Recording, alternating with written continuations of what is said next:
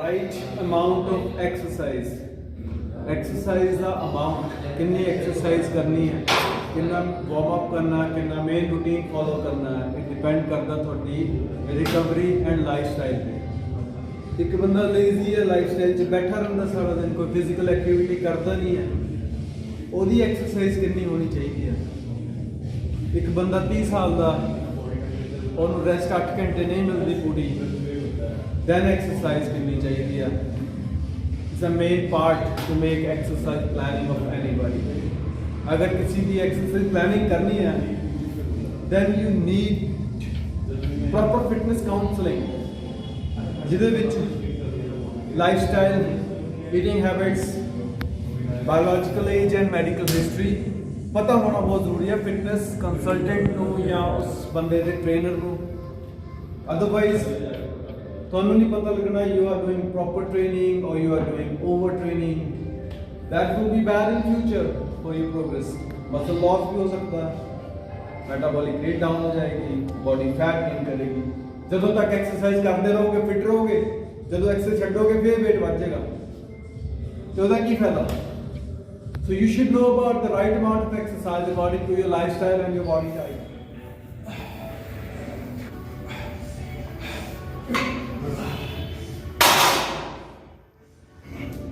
कि muscle shape ਦੇ ਵਿੱਚ ਦਿਖਣਾ ਜਾਂ ਐਬਸ ਦੇ ਮਸਲ ਬਣੇ ਹੋਣਾ ਸਿਰਫ ਇਹੀ ਫਿਟਨੈਸ ਹੁੰਦੀ ਹੈ। I think it's not a perfect fitness.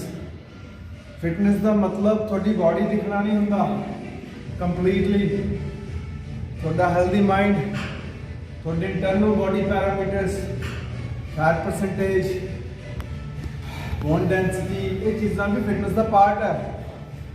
ਆਪਾਂ ਦਿਖਾਵੇ ਵਾਲੀ ਫਿਟਨੈਸ ਦੇ ਪਿੱਛੇ ਭੱਜੇ ਹੋਏ ਆ कि जी दिखती है वही फिटनेस है। ये जरूरी नहीं है कि बॉडी बिल्डर है, वो फिटनेस मॉडल है पक्का फिट हैगा। कितने मिसहैपनिंग्स देख रहे हो आजकल, और हो भी उन्होंने रही हैं जो बॉडी बिल्डिंग और फिटनेस के लोग है। रीजन की है अननैचुरल प्रोडक्ट यूज करने, दिखावे लिए आप अपनी बॉडी खराब कर रहे हैं। कंप्लीट फिटनेस का मतलब सिर्फ बॉडी बनना नहीं होता। वाटर रिटेंशन बहुत बड़ी प्रॉब्लम है आजकल। उसका रीजन है excessive amount of sodium. Sodium is in salt, table salt, salad पे सॉल्ट पाना, फ्रूट पे सॉल्ट पाना, it's a bad thing. Suppose for example banana is a source of potassium. Potassium जिहड़ा है वो अपनी बॉडी चो वाटर रिटेंशन घटाने च हेल्प करता, एक्सेसिव वाटर स्टोरेज ਨੂੰ ਹਟਾਉਂਦਾ। बट वही पोटैशियम के उत्ते तुसी नमक ला के खाओगे तो what will be the benefit of that. Body balance रहेगी। सिर्फ मूँह का स्वाद है, अपनी बॉडी ਨੂੰ अपने स्टमक ਨੂੰ लोग डस्टबिन समझते हैं, जो जी करता खा लो, अंदर जाके कुछ भी होवे ਉਹਦਾ। So don't treat your stomach as a dustbin, it's your own body part। ਇਹਦੇ ਵਿੱਚ ਚੰਗੀਆਂ ਚੀਜ਼ਾਂ ਪਾਓ। फिटनेस के 4 कंपोनेंट्स होंगे हैं जी। पहला your muscular strength and endurance. Strength का मतलब है थोड़ी बॉडी की कितनी जान है, तुसी कितना भार चक सकते हो और वो भार को कितनी देर तक चक सकते हो। This is called muscular strength and endurance. पर कई लोग भुलेखा खा जाते हैं, कल्ला डंबल चकना, कल्ली प्लेटा चकनिया स्ट्रेंथ दे विच नहीं आंदा। If you are not able to lift your own body weight, तुसी body lifting नहीं कर सकते, तुसी pull ups नहीं ला सकते, push ups नहीं ला सकते, then you are not fit। Try to learn lift your own body weight। Second, your CRE, cardiorespiratory endurance, your stamina, your respiratory system कितना strong है, कितनी देर तक भज सकते हो। जरूरी नहीं है कि बॉडी बना ली तो थोड़ा स्टेमिना भी होएगा। सेकेंड पार्ट है। Third part is your flexibility.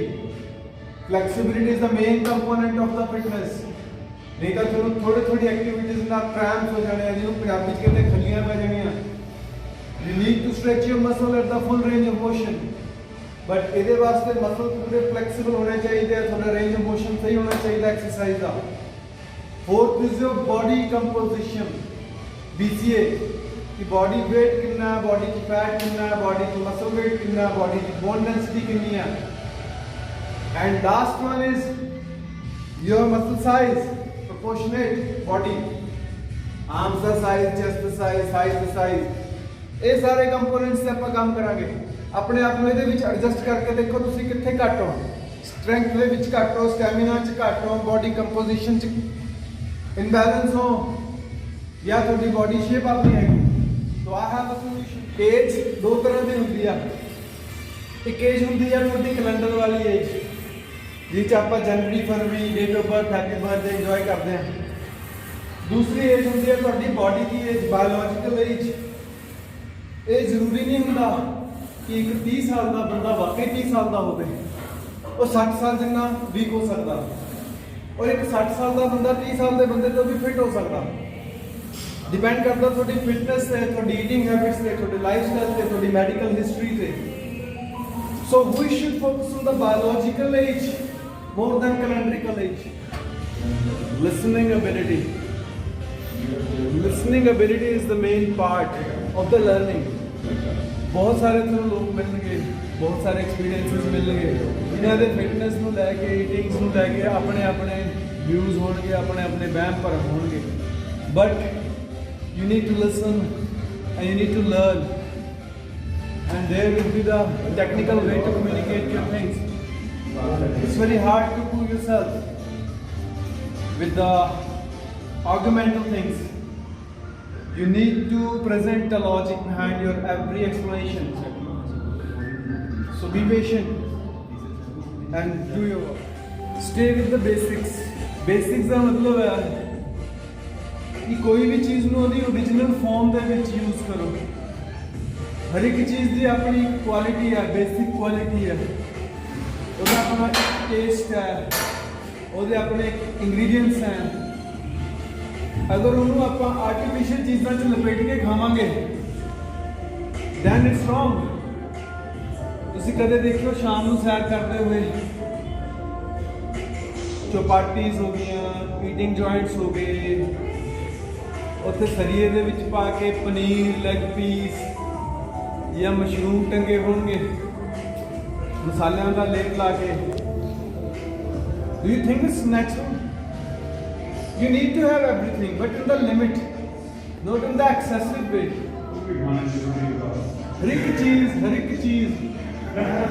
Limit ਦੇ ਵਿੱਚ ਜ਼ਰੂਰੀ ਹੈ। So need to focus on the natural।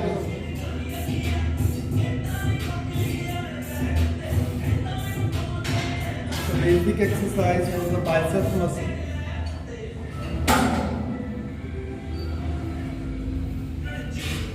Exercise ਕਰਨ ਦੇ ਨਾਲੋਂ ਰਿਕਵਰੀ ਜ਼ਿਆਦਾ ਮੈਟਰ ਕਰਦੀ ਹੈ। Recovery matter more than exercise. So you should do exercise only ਕਿ ਜਿੰਨੀ ਤੁਸੀਂ ਰਿਕਵਰ ਕਰ ਸਕੋ for the next day. I showed in my next video किस एज ग्रुप के बंदे को कितनी एक्सरसाइज चाहिए है। In detail I'll explain। So rest, diet and biological age। Recovery matters more than exercise। और आप कुछ भी खाना पीना नहीं छड्डना, खान पीन के लायक बनना, बॉडी को खान पीन के लायक बनाना, आप ना कि छड्डना।